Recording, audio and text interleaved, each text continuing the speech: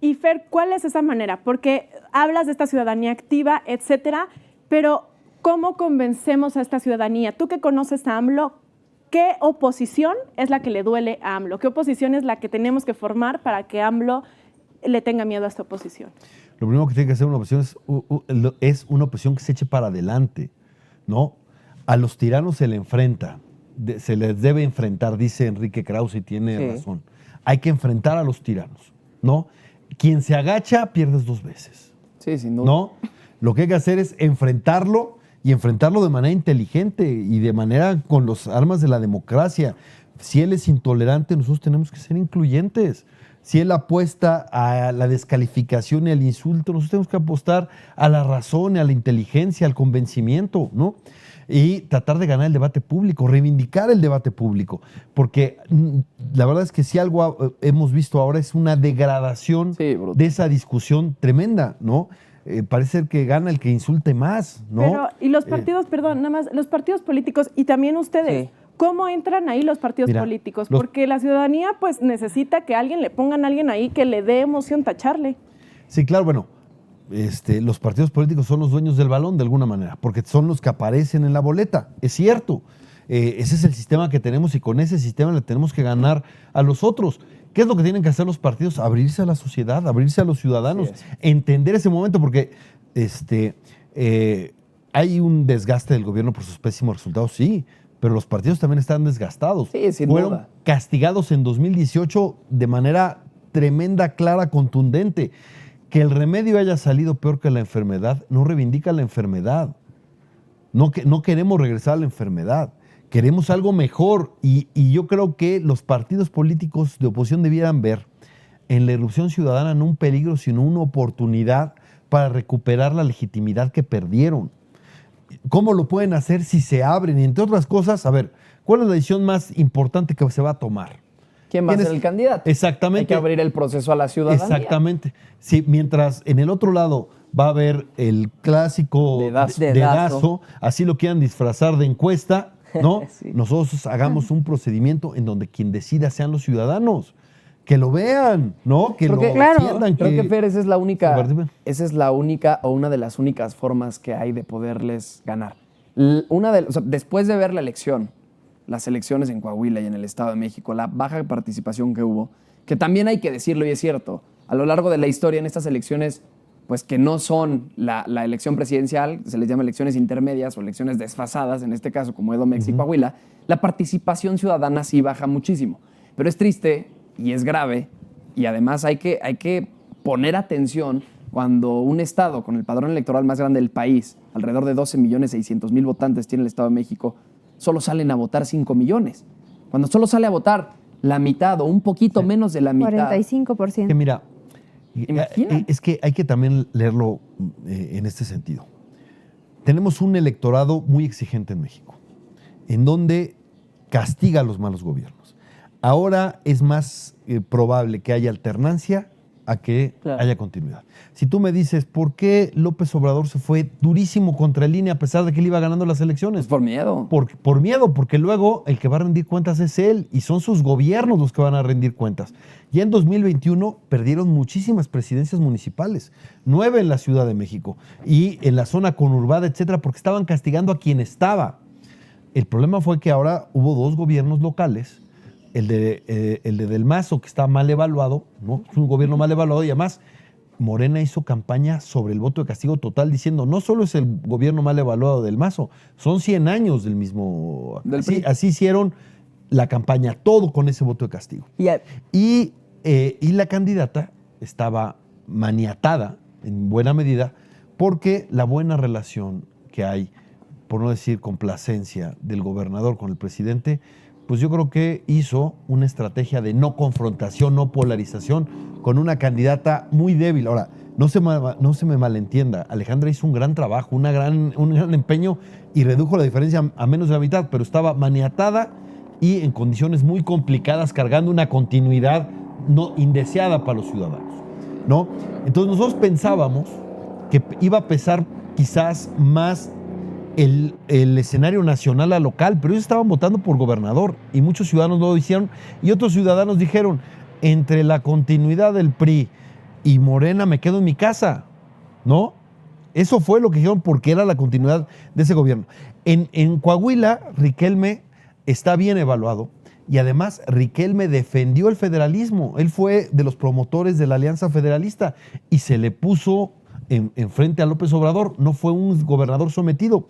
Y además tiene logros importantes. Uno muy sentido para ellos es el de la inseguridad. Porque ellos sí vivieron la tremenda inseguridad cuando los Zetas eran muy poderosos en Coahuila. Claro. Y ahora cómo se ha disminuido. Y además la gente ve a sus vecinos, Tamaulipas y Zacatecas. Y en Tamaulipas prácticamente lo que había ganado Cabeza de Vaca en seguridad lo perdieron en un santiamén. Eso es. Ahora, ¿qué cambia hacia el 2024? Ellos son los que tienen que rendir cuentas. Ahora, todo el voto de castigo va contra ellos. Y parte de nosotros es eso, que rindan cuentas por su pésima gestión de gobierno, pero no nos va a bastar con el voto anti. Tenemos que promover, tenemos que entusiasmar, tenemos que hacer que la gente vea que no estamos diciendo que queremos regresar como nos quiere poner López Obrador al 2018, sino que queremos algo mejor, una visión de futuro, una perspectiva. No es regresar a lo que ya castigó a los ciudadanos, es irnos hacia adelante. ¿Y quién es lo que puede y cómo puede tener eso credibilidad? Porque lo dirían partidos que están desgastados. ¿Qué es lo que te da la credibilidad? La irrupción ciudadana. Esa es la oportunidad que yo decía a los partidos. Si los partidos se abran a la irrupción ciudadana, eso les va a dar credibilidad. Fer, justo hablando del 2024 y de lo anterior, de lo que sucedió, de lo que hizo falta en el Estado de México, porque de las derrotas, pues sí hay que dar la página, pero hay que aprender. ¿Qué opinas de qué hizo falta? Que en el método de elección de candidato para la gobernatura, tal vez la del Estado de México, hubiera una cuarta silla, la cuarta silla ciudadana, que se sentaran a elegir cuál sería el método. Mira, y qué método propondrías hacia el 2024. Diste en el clavo. Manolo Jiménez fue una primaria. Hizo una primaria, ¿no? El otro, Alejandra, que insisto, me parece que hizo un papel destacado por el esfuerzo que hizo en condiciones muy adversas, pero fue elegida el método viejo tradicional al dedazo. Totalmente, de su partido, al dedazo. ¿no? Política. Entonces, y eso es real. Bueno, hagamos lo que funciona, y lo que funciona fue consultar a los ciudadanos. Así es. Entonces, ¿qué es lo que deberíamos hacer? Perdón, es aventarlos. Miren, es curioso. El PAN le gusta mucho usar el héroe, y además con cierta razón, o con muchos elementos de razón, de que estamos viendo el mismo proceso que Venezuela, ¿no? En donde alguien gana por la vía democrática, tiene muchos compromisos democráticos, pero una vez que está en el poder, avienta la escalera para que nadie más vuelva a subir, ¿no? Así es. Bueno, en Venezuela van a hacer una elección primaria en octubre para elegir al candidato o candidata presidencial de toda la oposición, ¿no? Lo van a hacer allá. Tenemos que esperar 25 años de desastre para que nos pase, porque se ha mantenido el chavismo en el poder a pesar de tan malos resultados. Entonces, claro, por el autoritarismo y unas cosas, pero también porque la oposición ha sido mezquina y ha sido de cortoplacista y ha estado dividida, etcétera. Entonces, ojalá podamos en esto aprender en cabeza ajena y no cometer los errores que cometió la oposición venezolana durante tantos años, que le facilitó el camino a ellos, ¿no? Y sobre todo yo creo que nos tenemos que convertir, las elecciones pasadas dejan mucho que aprender. Nos tenemos que convertir en una oposición ganadora, en una oposición que busque ganar, que busque con un candidato y con una estrategia de gobierno a futuro cambiar las cosas para mejorarlas, para no regresar a lo que bien dices que era la enfermedad. Pero pues necesitamos partidos políticos que busquen ganar, ciudadanía que busque ganar y no que busquen administrar derrotas. Y sumando a lo que dice Fer y regresando a la pregunta que muy puntual a Severo, de cómo hacen los ciudadanos y los partidos políticos para trabajar en conjunto, ¿no? Yo creo que algo que tenemos que aprender, bien como dice Miguel, es que no deberíamos de hacer diferencias entre la clase política y los partidos políticos y los ciudadanos. A ver, yo soy ciudadano y milito en un partido político, lo mismo Miguel y lo mismo Fer, ¿no? Al final de cuentas, los partidos políticos están conformados por ciudadanía. O sea, la clase política, por llamarlo de alguna forma, no debería de haber una división.